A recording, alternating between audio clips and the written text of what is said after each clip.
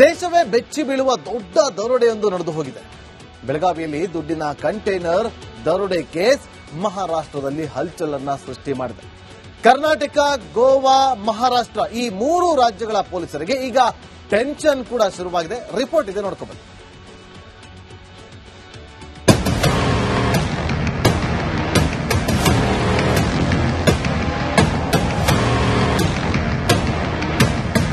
ನೀವು fast and furious ಸರಣಿಯ ಸಿನಿಮಾಗಳನ್ನ ನೋಡಿರ್ತೀರಿ.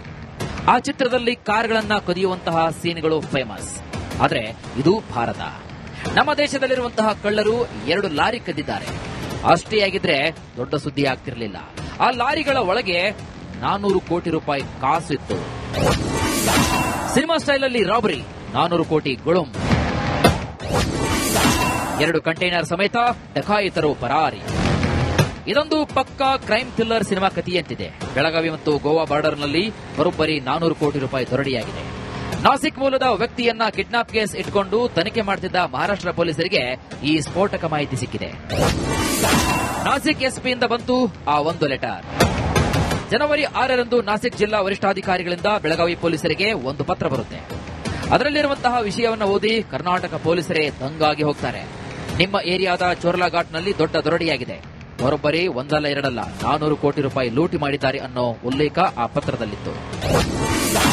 ಕಿಡ್ನಾಪ್ ಕೇಸ್ನಲ್ಲಿ ಸಿಕ್ತು ರಾಬರಿ ಸುಳಿವು. ಈ ವಿಷಯ ಹೊರಬಂದಿದ್ದು ಒಂದು ಕಿಡ್ನಾಪ್ ಕೇಸ್ನಿಂದ.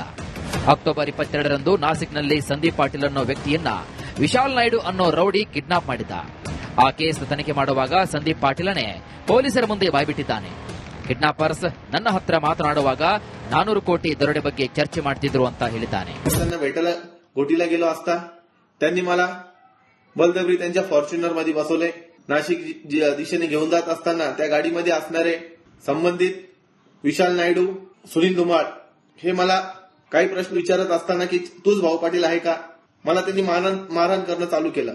मग विशाल नायडूकडे असलेली बंदूक ती विशाल नायडूंनी काढत माझ्या कानावर लावली व मला बोलले की आमचे शेठचे 400 करोड रुपये तू आताच्या आता देऊन टाक, कारण की तूच भाऊ पाटील आहे, तुझाच फोटो आम्हाला आला आहे, तुझ्याच नावाने आम्हाला फोन येत आहे, आमचे शेठचे 400 करोड रुपये तू देऊन टाक, तुला मी इथं स्टार मारून टाकल. त्यानंतर मला त्यांच्या ऑफिसमध्ये माहित पडलं हे जे कंटेनर लुटले गेले हे फक्त 400 करोड नव्हते, हे टोटल 1000 करोडच्या जुन्या नोटा होत्या. ದರೋಡೆ ಆಗಿದ್ದು ಸತ್ಯನಾ ಬುರುಡೆನಾ ಅಂತ ದೇವರಿಗೆ ಗೊತ್ತು. ಯಾಕಂದ್ರೆ ಸಂದೀಪ್ ಪಾಟೀಲ್ ಈ ದರೋಡೆಯನ್ನ ಕಣ್ಣಾರಿ ಕಂಡಿಲ್ಲ. ಆತ ಕೇವಲ ಕಿಡ್ನಾಪರ್ಸ್ ಹೇಳಿದ್ದನ್ನ ಪೊಲೀಸರಿಗೆ ತಿಳಿಸಿದ್ದಾನೆ. ಪ್ರಕರಣದ ಐ ವಿಟ್ನೆಸ್ ಅಥವಾ ದರೋಡೆಯಾದ ಮಾಲೀಕರು ಇನ್ನು ಮುಂದೆ ಬಂದಿಲ್ಲ. ದರೋಡೆಯಾದ ಹಣವು ಹಿಂತೆಗೆದುಕೊಂಡಿರುವಂತಹ ಹಳೆಯ 2000 ಮುಖಬೆಲೆಯ ನೋಟುಗಳು ಅಂತ ಪತ್ರದಲ್ಲಿ ಉಲ್ಲೇಖಿಸಲಾಗಿದೆ. ದರೋಡೆ ನಡೆದಿದೆ ಎನ್ನಲಾದ ಚೋರ್ಲಾಘಾಟ್ ಕರ್ನಾಟಕ, ಮಹಾರಾಷ್ಟ್ರ ಮತ್ತು ಗೋವಾ ರಾಜ್ಯಗಳ ಗಡಿಯಲ್ಲಿದೆ. ಸದ್ಯ ಮಹಾರಾಷ್ಟ್ರದಲ್ಲಿ 198 ಬಿಎನ್ಎಸ್ಎಸ್ ಸೆಕ್ಷನ್ ಅಡಿ ಪ್ರಕರಣ ದಾಖಲಾಗಿದ್ದು 3 ಪೊಲೀಸ್ ಠಾಣೆಗಳ ವ್ಯಾಪ್ತಿಯಲ್ಲಿ ತನಿಖೆ ನಡೀತಾ ಇದೆ. ತನಿಖೆಗೆ ಎಸ್ಐಟಿ ರಚಿಸಿದ ಮಹಾರಾಷ್ಟ್ರ ಸಿಎಂ. 3 ರಾಜ್ಯದ ಪೊಲೀಸರಿಂದ ಕಂಟೈನರ್ಗೆ ತಲಾಶ್. ರಾಬರಿ ಪ್ರಕರಣವನ್ನ ಗಂಭೀರವಾಗಿ ಪರಿಗಣಿಸಿದ ಮಹಾರಾಷ್ಟ್ರ ಸಿಎಂ ದೇವೇಂದ್ರ ಫಡ್ನವೀಸ್ ತನಿಖೆಗೆ ಎಸ್ಐಟಿ ರಚಿಸಿದ್ದಾರೆ. ಸಹಕಾರ ನೀಡುವಂತೆ ಬೆಳಗಾವಿ ಎಸ್ಪಿ ರಾಮರಾಜನ್ಗೂ ಕೂಡ ಮನವಿ ಮಾಡಿದ್ದಾರೆ. ಕರ್ನಾಟಕ, ಮಹಾರಾಷ್ಟ್ರ, ಗೋವಾ ಪೊಲೀಸರು 400 ಕೋಟಿ ರೂಪಾಯಿ ಇದ್ದಂತಹ 2 ಕಂಟೈನರ್ಗಳ ಹುಡುಕಾಟಕ್ಕೆ ಇಳಿದಿದ್ದಾರೆ. आरोप लावून काही लोकांनी त्याला धमक्या दिल्या आणि हे आमचे पैसे आम्हाला परत दे या संदर्भाने त्याला मारहाण केली, त्याला धमकी दिली आणि त्याचं अपहरण केलं. या अनुषंगाने गुन्हा दाखल आहे. त्या गुन्ह्याच्या तपासाच्या अनुषंगाने आतापर्यंत आम्ही 5 आरोपी अटक केलेले आहेत. 5वा आरोपी विराट गांधी हा आज रोजी आम्ही अटक केलाय. त्याचा 28 तारखेपर्यंत आम्हाला पोलीस कोठडी मिळालेली आहे. ಅಷ್ಟಕ್ಕೂ ಕಂಟೈನರ್ನಲ್ಲಿ 400 ಕೋಟಿ ಹಣವನ್ನ ಎಲ್ಲಿಗೆ ಸಾಗಿಸಲಾಗ್ತಾ ಇತ್ತು, ಮಹಾರಾಷ್ಟ್ರದ ಸ್ಥಳೀಯ ಚುನಾವಣೆಗೆ ಅಕ್ರಮವಾಗಿ ಹಣ ಸಾಗಿಸಲಾಗ್ತಾ ಇತ್ತ, ಎಲ್ಲದಕ್ಕೂ ಕೂಡ ತನಿಖೆ ಬಳಿಕವಷ್ಟೇ ಉತ್ತರ ಸಿಗಬೇಕಾಗಿದೆ. ಮೈಲಾರಿ ಪಟಾತ್, ರಿಪಬ್ಲಿಕ್ ಕನ್ನಡ, ಬೆಳಗಾವಿ. ದೇಶವೇ ಬೆಚ್ಚಿ ಬೀಳುವ ದೊಡ್ಡ ದರೋಡೆಯೊಂದು ನಡೆದು ಹೋಗಿದೆ. ಬೆಳಗಾವಿಯಲ್ಲಿ ದುಡ್ಡಿನ ಕಂಟೈನರ್ ದರೋಡೆ ಕೇಸ್ ಮಹಾರಾಷ್ಟ್ರದಲ್ಲಿ ಹಲ್ಚಲನ್ನ ಸೃಷ್ಟಿ ಮಾಡಿದೆ. ಕರ್ನಾಟಕ, ಗೋವಾ, ಮಹಾರಾಷ್ಟ್ರ ಈ ಮೂರು ರಾಜ್ಯಗಳ ಪೊಲೀಸರಿಗೆ ಈಗ ಟೆನ್ಷನ್ ಕೂಡ ಶುರುವಾಗಿದೆ. ರಿಪೋರ್ಟ್ ಇದೆ, ನೋಡ್ಕೋಬಹುದು.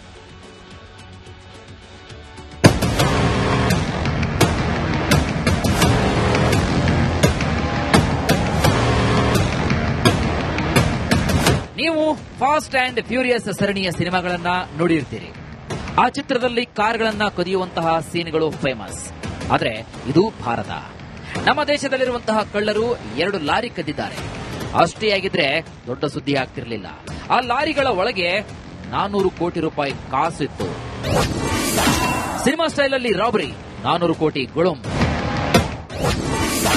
2 ಕಂಟೈನರ್ ಸಮೇತ ಡಕಾಯಿತರು ಪರಾರಿ.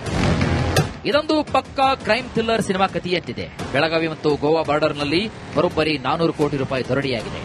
ನಾಸಿಕ್ ಮೂಲದ ವ್ಯಕ್ತಿಯನ್ನ ಕಿಡ್ನಾಪ್ ಕೇಸ್ ಇಟ್ಕೊಂಡು ತನಿಖೆ ಮಾಡುತ್ತಿದ್ದ ಮಹಾರಾಷ್ಟ್ರ ಪೊಲೀಸರಿಗೆ ಈ ಸ್ಫೋಟಕ ಮಾಹಿತಿ ಸಿಕ್ಕಿದೆ.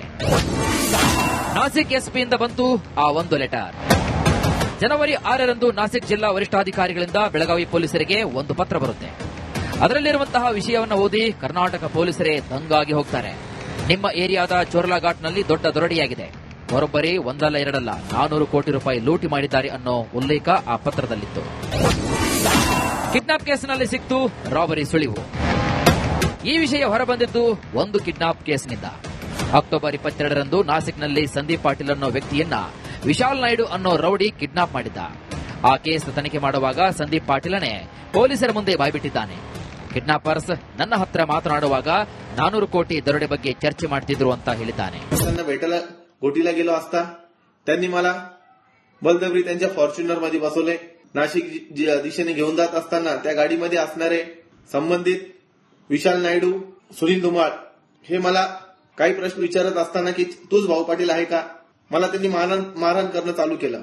मग विशाल नायडूकडे असलेली बंदूक ती विशाल नायडूंनी काढत माझ्या कानावर लावली व मला बोलले की आमच्या शेटचे 400 करोड रुपये तू आताच्या आता देऊन टाक, कारण की तूच भाऊ पाटील आहे, तुझाच फोटो आम्हाला आला आहे, तुझ्याच नावाने आम्हाला फोन येत आहे, आमच्या शेटचे 400 करोड रुपये तू देऊन टाक, तुला मी इथंच कार मारून टाकल. त्यानंतर मला त्यांच्या ऑफिसमध्ये हे माहीत पडलं, हे जे कंटेनर लुटले गेले हे फक्त 400 करोड नव्हते, हे टोटल 1000 करोडच्या जुन्या नोटा होत्या. ದರೋಡೆ ಆಗಿದ್ದು ಸತ್ಯನಾ ಹುರುಡೇನಾ ಅಂತ ದೇವರಿಗೆ ಗೊತ್ತು. ಯಾಕಂದ್ರೆ ಸಂದೀಪ್ ಪಾಟೀಲ್ ಈ ದರೋಡೆಯನ್ನ ಕಣ್ಣಾರೆ ಕಂಡಿಲ್ಲ. ಆತ ಕೇವಲ ಕಿಡ್ನಾಪರ್ಸ್ ಹೇಳಿದ್ದನ್ನ ಪೊಲೀಸರಿಗೆ ತಿಳಿಸಿದ್ದಾನೆ. ಪ್ರಕರಣದ ಐ ವಿಟ್ನೆಸ್ ಅಥವಾ ದರೋಡೆಯಾದ ಮಾಲೀಕರು ಇನ್ನು ಮುಂದೆ ಬಂದಿಲ್ಲ. ದರೋಡೆಯಾದ ಹಣವು ಹಿಂತೆಗೆದುಕೊಂಡಿರುವಂತಹ ಹಳೆಯ 2000 ಮುಖಬೆಲೆಯ ನೋಟುಗಳು ಅಂತ ಪತ್ರದಲ್ಲಿ ಉಲ್ಲೇಖಿಸಲಾಗಿದೆ. ದರೋಡೆ ನಡೆದಿದೆ ಎನ್ನಲಾದ ಚೋರ್ಲಾಘಾಟ್ ಕರ್ನಾಟಕ, ಮಹಾರಾಷ್ಟ್ರ ಮತ್ತು ಗೋವಾ ರಾಜ್ಯಗಳ ಗಡಿಯಲ್ಲಿದೆ. ಸದ್ಯ ಮಹಾರಾಷ್ಟ್ರದಲ್ಲಿ 198 ಬಿಎನ್ಎಸ್ಎಸ್ ಸೆಕ್ಷನ್ ಅಡಿ ಪ್ರಕರಣ ದಾಖಲಾಗಿದ್ದು 3 ಪೊಲೀಸ್ ಠಾಣೆಗಳ ವ್ಯಾಪ್ತಿಯಲ್ಲಿ ತನಿಖೆ ನಡೀತಾ ಇದೆ. ತನಿಖೆಗೆ ಎಸ್ಐಟಿ ರಚಿಸಿದ ಮಹಾರಾಷ್ಟ್ರ ಸಿಎಂ. 3 ರಾಜ್ಯದ ಪೊಲೀಸರಿಂದ ಕಂಟೈನರ್ಗೆ ತಲಾಶ್. ರಾಬರಿ ಪ್ರಕರಣವನ್ನ ಗಂಭೀರವಾಗಿ ಪರಿಗಣಿಸಿದ ಮಹಾರಾಷ್ಟ್ರ ಸಿಎಂ ದೇವೇಂದ್ರ ಫಡ್ನವೀಸ್ ತನಿಖೆಗೆ ಎಸ್ಐಟಿ ರಚಿಸಿದ್ದಾರೆ. ಸಹಕಾರ ನೀಡುವಂತೆ ಬೆಳಗಾವಿ ಎಸ್ಪಿ ರಾಮರಾಜನ್ಗೂ ಕೂಡ ಮನವಿ ಮಾಡಿದ್ದಾರೆ. ಕರ್ನಾಟಕ, ಮಹಾರಾಷ್ಟ್ರ, ಗೋವಾ ಪೊಲೀಸರು 400 ಕೋಟಿ ರೂಪಾಯಿ ಇದ್ದಂತಹ 2 कंटेनरಗಳ ಹುಡುಕಾಟಕ್ಕೆ इळिदिದ್ದಾರೆ. आरोप लावून काही लोकांनी त्याला धमक्या दिल्या आणि हे आमचे पैसे आम्हाला परत दे या संदर्भाने त्याला मारहाण केली, त्याला धमकी दिली आणि त्याचं अपहरण केलं. या अनुषंगाने गुन्हा दाखल आहे. त्या गुन्ह्याच्या तपासाच्या अनुषंगाने आतापर्यंत आम्ही 5 आरोपी अटक केलेले आहेत. 5वा आरोपी विराट गांधी हा आज रोजी आम्ही अटक केलाय. त्याचा 28 तारखेपर्यंत आम्हाला पोलीस कोठडी मिळालेली आहे. ಅಷ್ಟಕ್ಕೂ ಕಂಟೈನರ್ನಲ್ಲಿ 400 ಕೋಟಿ ಹಣವನ್ನ ಎಲ್ಲಿಗೆ ಸಾಗಿಸಲಾಗ್ತಾ ಇತ್ತು? ಮಹಾರಾಷ್ಟ್ರದ ಸ್ಥಳೀಯ ಚುನಾವಣೆಗೆ ಅಕ್ರಮವಾಗಿ ಹಣ ಸಾಗಿಸಲಾಗ್ತಾ ಇತ್ತ? ಎಲ್ಲದಕ್ಕೂ ಕೂಡ ತನಿಖೆ ಬಳಿಕವಷ್ಟೇ ಉತ್ತರ ಸಿಗಬೇಕಾಗಿದೆ. ಮೈಲಾರಿ ಪಟಾತ್, ರಿಪಬ್ಲಿಕ್ ಕನ್ನಡ, ಬೆಳಗಾವಿ.